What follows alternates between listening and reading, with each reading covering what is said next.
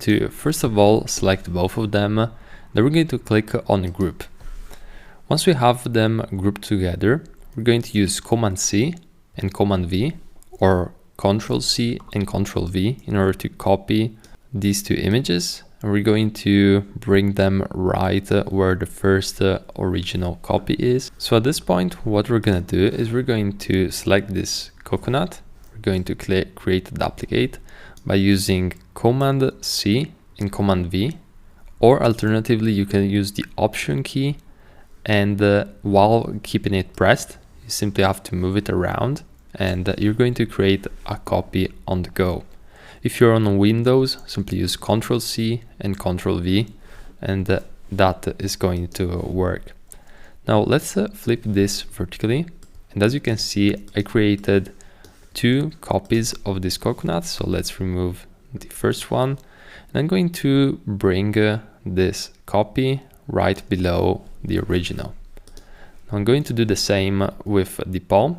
So let's use Command C and Command V, and I'm going to basically go over here, flip it, flip vertical, and I'm going to bring this palm right here below.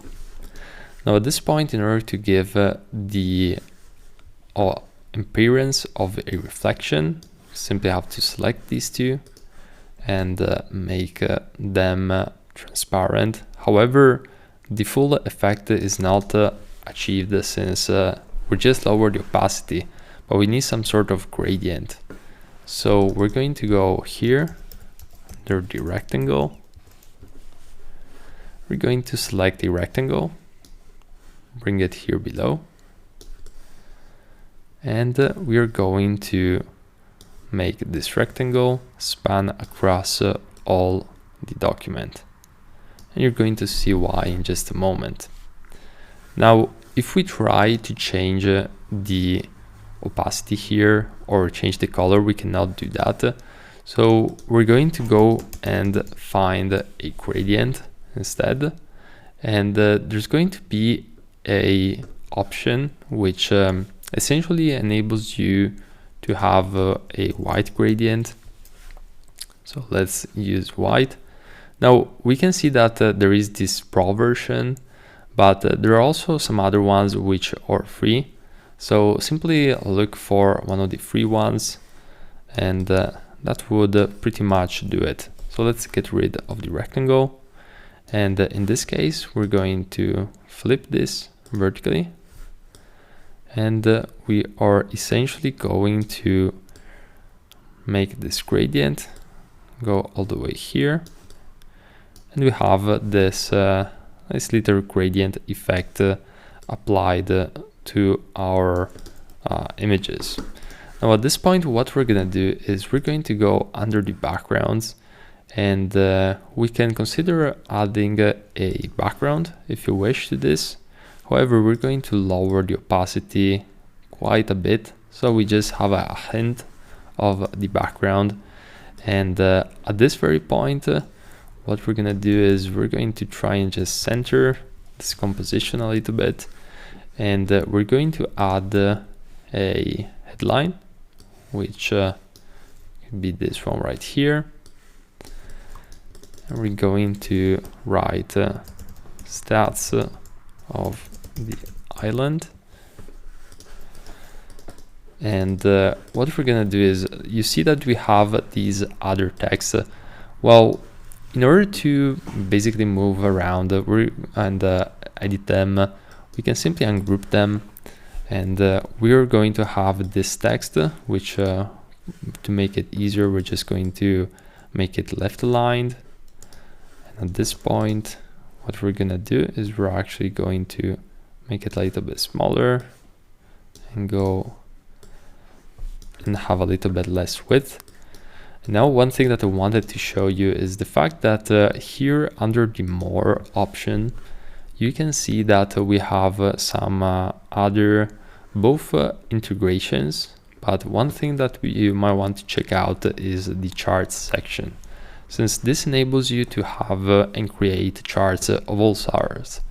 So the very first chart that we can create is this one right here. So this would serve us as an indicator of something specifically going on in the island. So we can go over here, for example, turn this to green, and we're going to write coconut supply.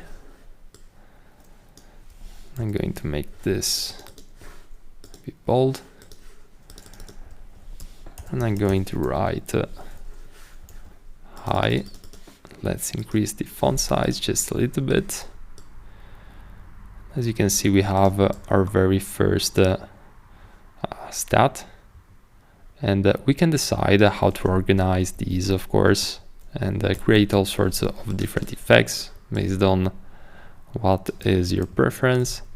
So I'm just going to copy and duplicate these just a few times. Maybe let's make this a little bit smaller.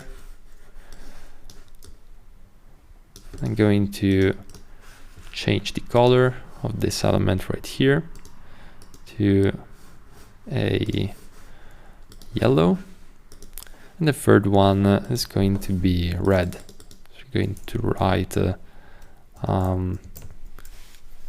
coconut. What else could we add and discuss about the coconuts? Could be quality and coconut status, and feel free to just change and adapt these how you prefer. And so you can see how we just created some graphs in a very fast and efficient way. And of course you can change the percentage of these in order to basically reflect what is going on. And you can also change the line weight if you wish. So you have quite a bit of options available. Now, if we have a look, for example, at the other ones, you can see that the moment that I drop any of these charts, I'm going to be able to see all sorts of different settings, and I can modify these in order to reflect. So, for example, if you have a Google Sheets, you can connect with the Google Sheets directly. And this is going to be really helpful, especially if you're working on clients' projects where they need accurate data. And overall, you can select and modify these charts however you prefer. And you have a lot of variations, and you can also change the chart once you wherever you want, really, because the moment that you enter the data, this data can be substituted with all sorts of different charts. So this is really useful because you don't have to rework again and again the same data and the same charts once you did the work in the first part. So this is something which I highly recommend you to keep in mind, especially if you're working on presentations where charts are always something that is required pretty much, or whenever a project requires it. So this is pretty much it for this video, and we'll see you in the next one.